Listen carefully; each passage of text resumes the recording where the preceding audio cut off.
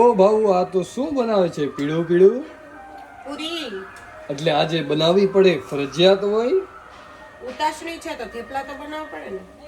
એવું હોય? યસ, આની જો કે પૂરીની ઉપમા ન અપાય તો અને થેપલા કહેવાય, થેપલા. એટલે તો થેપલા તો ગોળ હોય ને? એ ચક્કા પપટ है ना, કેમ ચકા પપટ?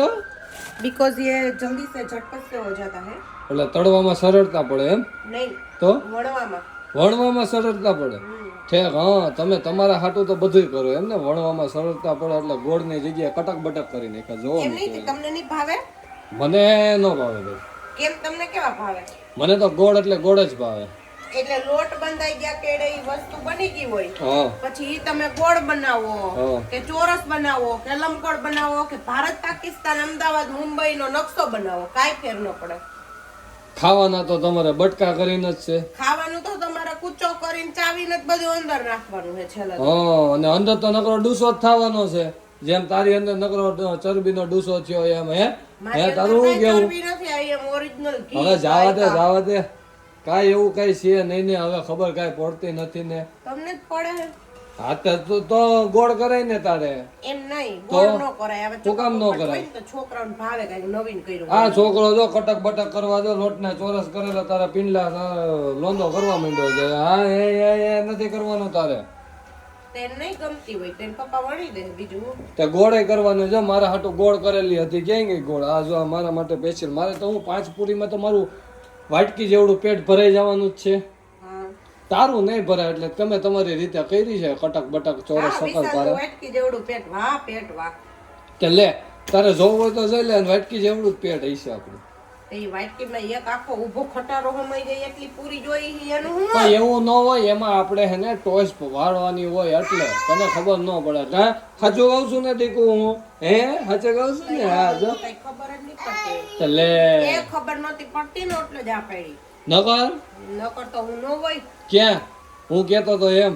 હા, એ તો મારા નાગલા ઉડી ગયા. નકર તો મારે માગા આવતા તા. કેના હોય? એ માગા દીકરીઓના જ હોય. કામ મારે ને દીકરા ના આવતા તમારા હાટુ. તે તું દીકરી છો ને હું દીકરો છો તો માગા એ રીતના જ આવતા હોય. આમ કેવાય ને ક્રોસિંગ, કે છોકરીની ઘરે છોકરા વાળાના માગા બધાય આવે. ઓલું ખબર અંદર ટ્રેન્ડિંગ માં આવતા હોય. શું? ઈ કે અમાર ગામમાં નકરા દીકરાના જ લગ્ન હતા. એટલે ભાઈ દીકરીઓની હારે પરણાવા હોય તો ઈ દીકરાના લગ્ન કે એમણમ તો નથી પરણાવા એકલા એકલા. પણ ઈ ગામમાં દીકરીઓ ઓછી હોય ને દીકરા જાજા હોય એટલે દીકરાના લગ્ન જાજા હોય. પણ લગ્ન તો ઈ દીકરીઓ ગામમાં સાથે. હું તો ઈ વિચારું છું કે અત્યારે નકરા છોકરા જ છે. હા. એક એક ઘરે એક એક દેવે દય જ દીધા હે. હા તો હવે આપણે શું કરવાનું કે દીકરાને મૂકો સાઈડમાં અને કરો દીકરીઓ માથે પ્રાર્થના. એટલે ઘરે ઘરે લક્ષ્મી ઉતરે. એમ નહીં તો પછી હું કરશું? અત્યારે દીકરા જ છે એક એક ઘરે. હા પછી કાલ હવારે એને વટાવા જવાના થાય હા તો હું શું કરશું આપણે? વટાવા જવાના થાય તો પછી જાય બીજા દેશમાં પ્લેન ઉડાડી. ક્યાં?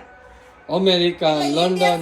બધા એક એક જ છે. ઓલ ઓવર જનરેશન અત્યારે વધારે એવું થઈ ગયું છે હા કે પેલે ફોરે ભગવાને દીકરો દીધો એટલે વાહ આવી ગયો બિંદુ. પણ ખરેખર અત્યારે દીકરીઓની જરૂર છે. તો બધા જ ને દીકરીઓ માટે શુભકામના હું આપું છું. તો હજી મેં એક વાત એવી સાંભળી હતી એક જગ્યાએ લગ્નમાં કે જે દીકરીઓની અત્યારે શું કે છૈત છે ને, અછત છે ને, ઈ કે થોડોક ટાઈમ પછી કે હવે નથી યાદ, ઓછી વાત કરી કાંઈ. હા મને યાદ છે કે દીકરીઓની અછત છે અત્યારે.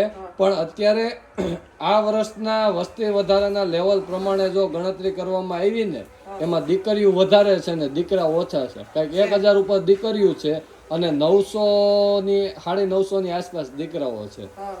એટલે ઘરે ઘરે લક્ષ્મી ઉતરાય એવું આપણે માનવામાં આવે. એટલે કારણ કે શું કામ આપણું ઘર કેમ બાકી રહી ગયું? એ આપણું ઘર હજી વાર